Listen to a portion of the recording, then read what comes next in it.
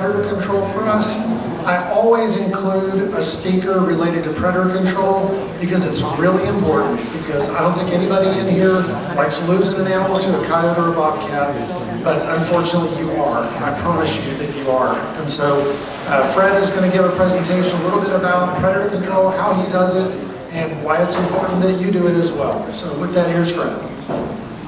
Well, thank you, Brian. A little background information on myself. I'm from Carrizo Springs, grew up there. I've been working for WildLife Partners for the past 2 years, and within those past 2 years, I've successfully relocated over 250 coyotes and bobcats to the Lord's pasture. Before that, I was working as a nurse, and so you can kind of tell which one sounds a lot cooler, being a honey guide or being a nurse, and kind of choose the latter. So without further ado, let's just get right into it. Don't want to take up too much time. So we're going to go over some predator management goals as to why. Why do we manage predators? The predators themselves, their breeding cycles and habits. We're going to go over some kill identification. You know, when you come to a carcass, if you can't find a print, at least you can tell what killed the animal from the carcass. Some tools and techniques. We're going to go over passive before proactive. Let's just kind of end up wrong there. And the benefit analysis, and I'm going to tell you right now, there is no negatives to managing your predators. If you have a negative managing your predators, it's probably just because you don't have enough animals. So just dig right into it. So we're going to start with 4 realistic goals. And I say realistic because killing every single coyote or bobcat off your property is not realistic. Unless you, your neighbor, and everyone around you in a 100-mile radius is doing it, it's just not going to happen. They're going to come back, they're going to come repopulate. So the best goal that we can establish as far as getting rid of coyotes or getting rid of predators is decreasing our predator survival rate. You know, the less likely those predators are going to survive, the less likely that they're going to affect your offspring. And goal 1 and 2 are inversely correlated. So the lower your predator survival rate is, the higher your offspring survival rate will be. And it is crucial that we manage those predators between the first 3 weeks of your offspring's life. And once we get into that 1 month, 2 month stage, those offspring can basically take care of their own. I don't know if you've ever seen a Tommy gazelle or a springbuck. Once they get to that 1 month of age, they're as fast as their parents. And if they can see that animal and able to detect that animal before it gets too close, they're able to get away. I won't be going over predator-proof animals, and the only reason I won't be going over that is even though the risk is very low that a kudu, a sable, a gamsbug will be taken by a predator, there is still a risk. It's not zero. So you might as well manage for it and take that into account. Another one of our goals is to decrease overranch stress. So that kind of applies not just to the people who are managing the ranch, but to the animals themselves. I know Ryan and some of the other speakers before me mentioned that a stressful animal is less likely to eat. So if you got animals that are hesitant to show up to feeders, to show up to water troughs, they're going to start losing weight. And with that, you're going to start losing the value of your investment, and which was negatively increase your profitability, which we're obviously not trying to do that.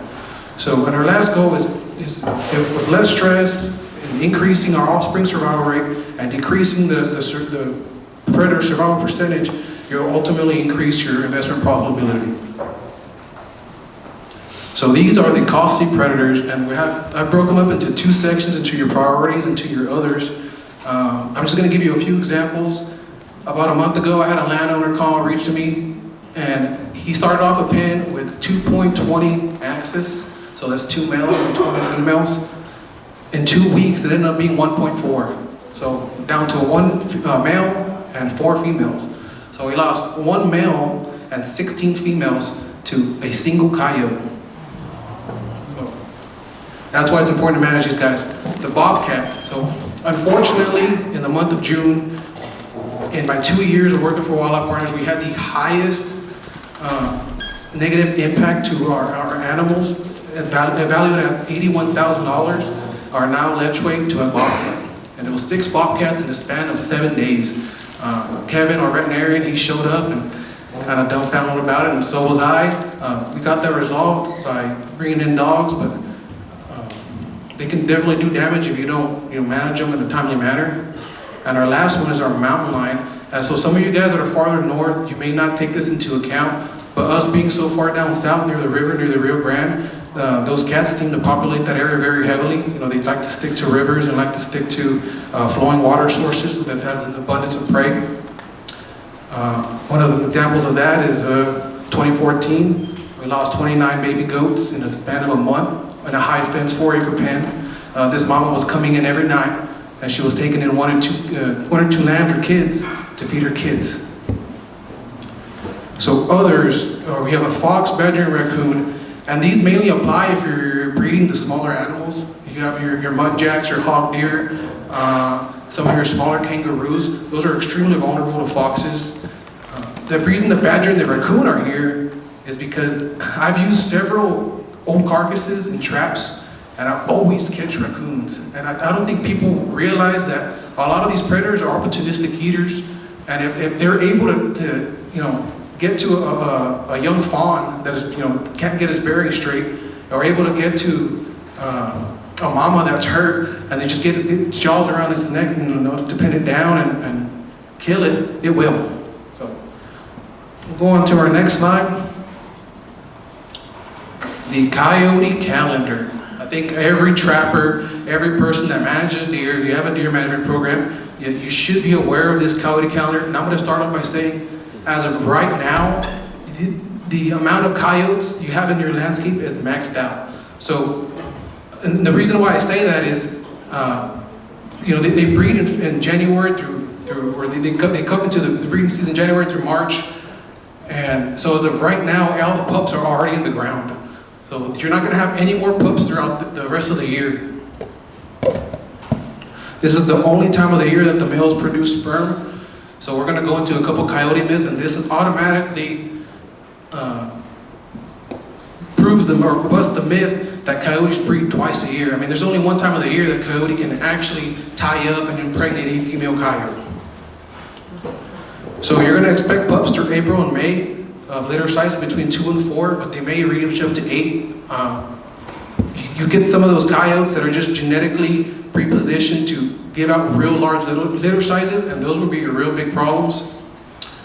And your pack weans through mid-July and October. And I put mid-July specifically because I'm already killing solo pups at this time of the year. I'm calling in solo pups who are already learned how to hunt from their mama, learn how to hunt from that helper coyote that sticks with their pack, and that's no longer a mama and 4 coyote pups. That is now 5 coyotes. So go on to the coyote myths. Now, how many of you guys have heard that killing coyotes will make them breed more? I'm starting to hear that a lot more, and specifically from hunters, saying that, oh, well, we go out there and you start killing all these coyotes, all you're doing is you're going to bring more. I'm starting to hear biologists start saying that. That is just not true at all, and I can disprove that by simple math. So we already went through the fact that at this time of the year, you're going to have the most amount of coyotes. So let's say you have 100 coyotes in your landscape. You kill 5. You have a whole year for them coyotes, or those coyotes have to wait a whole year to reproduce those 5 that just died. So I don't know how it's going to make them breed more, but some people believe that. We already disproved the second one. Coyote females will mate more than twice a year. The male only is only sterile or is only able to breed once a year. So that's already been disproven. Coyote vocalize the chick density to breed. So I hear this one a lot. I hear people say, oh, you're out there killing coyotes, and now they're howling up a storm, and they're basically telling each other, oh, we gotta go out there and lay up and tie up and have some more pups. That's not true. We've already gone through the basic reproductive cycle. If they're already bred, they're not gonna rebreed, or they're not gonna change what's going on inside of their body to have more pups. And the last one is the one that I probably heard the most, is I only got good coyotes on my land. Don't be killing my coyotes, because my coyotes don't touch my livestock. They don't touch my exotics. I've never seen a coyote scavenge on a carcass. You haven't yet. I've already established before that a lot of these predators are opportunistic eaters, and they just haven't had the need or the necessity to take down some of your larger animals. Yes, so that is all directly related to prey abundance. So there's plenty of jackrabbits and a lot of easier prey for them to get to. They're going to choose that before, but once they run out of that, I mean, what's left? You got your lambs, your kids. You have your fawns that are easy pickings. This one, you don't really gotta listen through all of this or pay attention to much of this. The one thing that does matter out of the bobcat basics is that they will learn to hunt from their mama and papa for almost a year in entirety. And that's only important because if you get a bobcat that gets into a breeding pen and it knows that in springtime that we're gonna have a bunch of fawns on the ground, and now the kids are learning that, every year during the springtime you're gonna have these kids coming back or other cats that I've been noticing what these cats do and going after the offspring because they know that in springtime that breeding pen's gonna be full of young ones. And the other thing you might be able to take in consideration is your home range. So males are the ones that we're more likely to encounter. They're more likely to be your transients. They're the ones that if you kill a bobcat, that's probably the ones going to come in and move in. And those are the ones that you're going to see most active during breeding season. Mountain lion lore. So their home ranges vary between sex and situations.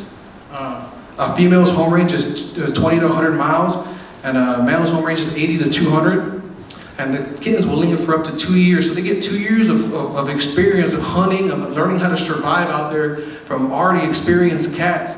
So you can see how these animals are the apex predator of our area.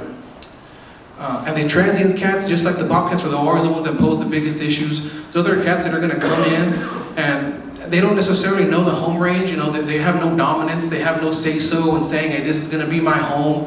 So they're just coming in looking for a meal. And these cats, once they get into the habit of knowing, like same thing with the bobcats, if there's a pasture that's got some easy pickings, I just got to come in, get my meal, and I'll be back in about a week or so and fill up again. Now, the reason why I said it varies between sex and situations, we're going to go touch back on that 29 baby goats in a month. So we never got to that cat, but we soon found out that cat was collared. And they collared that cat from Carrizo Springs, Texas to Acuña, Mexico, which is 180 miles. So that was her home range or home stretch. And so she would just follow the river from Carrizo Springs, hit a creek bottom, get on the Rio Grande, and go all the way to Mexico to have some nice tequila down there. So now we're going on to kill identification. Now, just by a show of hands, how many people here think it's a coyote? How many people here think it's a mountain lion? Bobcat? It's a pack of coyotes. And I know some of you guys have already got an experience, and you might think, especially with the left-hand picture there, that's more closely related to a cat. But these kills were covered in dog prints, and I think that the main identification or main identifying factor of coming onto a kill besides prints is just the condition of the carcass. Cats are very clean eaters. They're not gonna go after the low caloric cuts of meat. So like your flank steak, your shoulder. Those are pieces of meat that don't have a lot of calories. They want the organs. They want the kidneys. They want the liver. They want the hams. The pieces of meat that have the most caloric intake. And coming up onto this one, this is exactly what I mean. So this is a full-grown kudu cow. And our wildlife biologist or inventory manager, Michael Rand, found this one. And he swears that he found this one right when the cat was still eating on it. Side note, if you come up on a carcass and you're 100% sure it's a cat, leave that carcass there. That cat is gonna come back. Like it is without a doubt. If he left it there, and he didn't make the intention to hide it, immediately, he's probably going to come back within 24 hours. So, that's all I got on the kill identification. If you don't want to complicate it too much, you come to a carcass and all the big internal organs are gone, the lungs, the kidneys, the heart. It's going to be a cat. And besides the actual puncture wounds, so that is a 2-inch separation between canines. You're not going to get that from a coyote. You're not going to get that from a bobcat. Tools and techniques. So I broke this down into 2 different categories, passive and proactive. Passive, we're going to start off by just reducing intrusions, stopping the problem before it even starts. We're going to talk about some aerial assets and just the implementation of cameras. And and after that, we'll go over the proactive things. Once you know where these predators are at, once you have an idea of where they're coming in through and where they're staying at, now you can actually go after them by trapping, calling, or using quality canines. Emphasis on quality. So our first passive approach is intrusion prevention. So I know all of us here have an iPhone or have a similar size phone. If you can stand up your phone on a fence line and that hole is either as tall or near as tall as that phone, a coyote or bobcat or a mountain lion could probably go under there. If they can't go under there as is, then they're gonna just dig up a little bit. And I use this photo here as a perfect example. When I first set this snare here, shoot, that hole wasn't bigger than my fist, and I don't know who got that small with my hands, but they're not too big either. And this bobcat found its way through and got caught. So again, 6x6 inch holes are big enough to allow predators to pass through. You want to focus on your soft spots in the fence line, your sandy areas, your areas where that dirt is very easily movable. Reduce and cover all your gaps in your gates and fences. I think this is a very underrated one. I think a lot of people underestimate how smart these animals are. You know, if they see that you're being very vigilant on your fence line, and they notice that, hey, that gate's got a big enough gap, I can go right under it. Well, you're probably not going to trap that gate, or you're probably not going to close off that gate because you need to come in or out, and they know that. So if you got a big gap, or if you got between, especially like where the hinges are at, well, that's like one of the favorite spots for them things to cross through. Skirting and electrical fencing helps minimize intrusions. So we're running almost 54 miles of fence in Carrizo, like in entirety between all the pins and everything. So you're not going to be able to put electrical fence on 54 miles. That's just not feasible. But what you can do is isolate those priority pins, you know, where you got your damas, where you got your muntjacs, you got your hog deer, those smaller animals that really can't defend themselves, and that'll increase your offspring survival rate. Going back to our goals there. Oh, yes, sir. Oh, that's one thing that you cannot prevent. But what you can't prevent is from going under, you know. Aerial assistance. So I put these under passive because for the most part, I don't really know people that will call in a helicopter just for coyotes. Usually when we're on a catch job or we're surveying, doing inventory, and you do happen to see a coyote, I have never met a helicopter crew that does not carry a shotgun with them. So take that what you will, but they can, you know, you can turn proactive instantly and you start, you know, reducing the amount of predators in a given location. Thermal drones dramatically change the game, and I cannot put an emphasis on that. The ability to be able to throw up a thermal drone in a pasture and be able to find exactly where animals are at within a moment's notice is something that a lot of people haven't, I think, taken fully advantage of. And specifically thermal, you can use regular drones, but you're not going to get the image clarity at night, you know, compared from a regular drone through a thermal drone.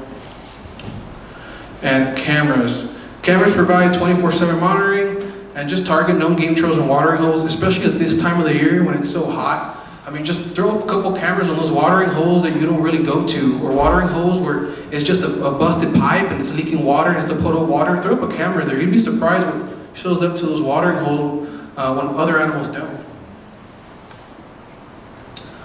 Proactive actions. So now we're actually doing something about it. My favorite one, and most of these photos, or almost all of these photos, are animals caught on snares. Snares are extremely cheap, they're extremely easy to set up, and I did this presentation with the mind of you guys. You know, we're keeping you guys in mind.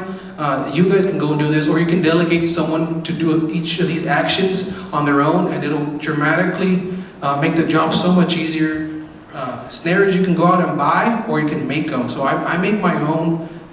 Usually you can buy a pack of snares for 40 bucks for a dozen. I mean, a dozen for me when I make them comes out to around 10 bucks. So dramatic savings there, especially when you're running over 200 snares on a pasture. Footholds. I have I don't know how to explain it, but footholds to me, they have their time and place. So for us, they don't work very effectively because you have a higher risk of catching some of our inventory than actually catching a coyote. You know, when we're running 2,500 to 3,000 animals on a ranch, the chances of you catching something you're not supposed to catch are fairly high.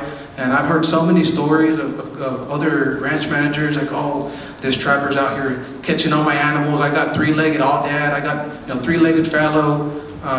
So why even run the risk when you can use other methods? I preferably like live traps a little more. It gives you the ability to release whatever you catch. So I usually let go of my badgers. I usually let go of some of my foxes, especially in the pastures where I got nothing but sable, gamsbug, and Arabian oryx in there. Those aren't really a big threat to them, and there's no need to be killing animals ruthlessly. It's all about managing, not about extermination.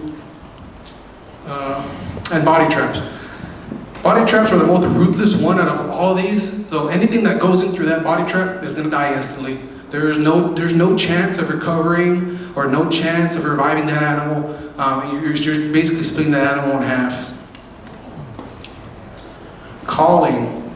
Calling is my favorite part of any predator program. Some people think that this is more of a hobby, especially if you're doing it during the wrong time. So what I mean by that is you should be calling during summer. You shouldn't be calling during the winter.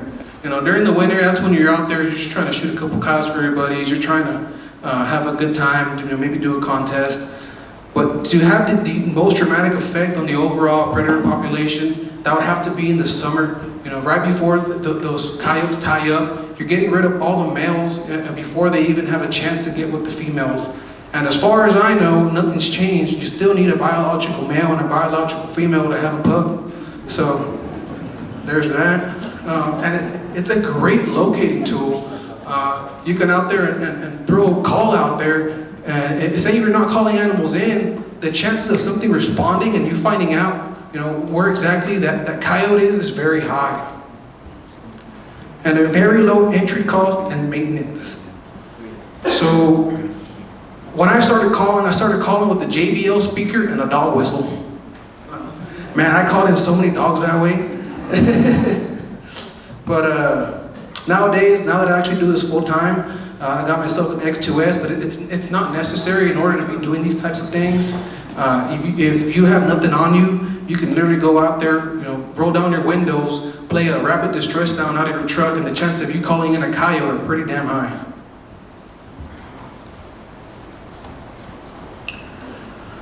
Quality canines, and I'm going to specify quality because you cannot just use your buddy's pit bull that he's had there, and he says that he chases cats out there in his yard all the time, and he'd be good for chasing bobcats. So these are dogs that have been bred and trained for generations, for decades. These are working dogs that target specific species. So I use dogs for cats. I know some of you guys might not feel that that's the most ethical thing. I really don't care because it helps me do my job. It's an instant short-term deterrent. So whenever that Nile Letchway story I was telling you guys about, I never was able to catch that cat, but I know for a fact that as soon as I dropped those cats off in that neighboring pasture, that cat was gone, and he never came back. And as far as I know, he's not planning on coming back. We haven't had any other Nile Letchway die due to that cat. And I'm going to say that that's just because of the dogs. And houndsmen prefer larger pastures. Don't be calling a houndsman if you want to run a 15-acre trap. I mean, you can do that on foot. All you're going to be doing is running animals into your fences. And these dogs, what I mean by quality is they won't harass, they won't push, they won't even look at any of your exotics animals' way. On the contrary, this is where you find out if you got good mamas or not. Usually when we're running dogs and you get a good mama, she'll actually come up and try to kill one of these dogs, or she'll try to hit the truck. So a good contact for this is Dustin Harrell. He's out of Goliad, Texas. He's the younger generation of cat dogger. He's I believe a third generation cat dogger, and I got his number listed there. Feel free to give him a call. Man, I could not give that guy and his grandfather higher praise. In a weekend, we ended up treating over 9 cats, which is a lot for 72 hours. Let's just go on to the next one. So, benefit analysis. We're already coming out to the end. Again, like I said, that there's no negative effects of managing your predators. If you're not managing your predators, you're going to see that cost at some point. And so directly what you're paying for is for the labor, the trapping equipment, and the fencing upgrades. That's stuff that's going to have to come out of pocket. You're going to have to pay someone to either, if you're not doing it, for someone else to do it. You're going to have to pay for the equipment if you're not bringing in someone else in to do it. And if you have a really bad fence, right now would be a good time to do it, to fix it. Your short-term, your instant benefits will be your reduced exotic stock losses and your increased offspring survival rate, and your long-term would be to decrease your ranch stress and increase profitability. I mean, all those go hand in hand. You start reducing the amount of losses. It means you got more animals on the ground to help raise up the other offspring. And over the long term, you got ranch managers that aren't grinding on everybody's butt, because they're losing animals. And he's happy, you're happy, everybody's happy. These animals are happy, they're nice and fat. They're more likely to reproduce, and leading to more offspring and more money on the ground. So that is my presentation on predator control techniques. So if you have any questions, please feel free to ask. Ooh, the coy dog thing, or just domestic dogs by himself. So he's asking about domestic dogs, and domestic or feral dogs can pose a bigger issue than coyotes simply due to the fact that those can reproduce more than twice a year. If you do get a pack of dogs that are living out there, they're not subject to the reproductive rules of a coyote where they can only drop once a year. So that's something that you would have to address, fairly quickly. And usually dogs are a lot easier to call and kill or come to a trap. They're not as smart as a coyote, but they definitely do pose an issue, especially to some of the landowners that are closer to town. Any other questions? Thank you, sir.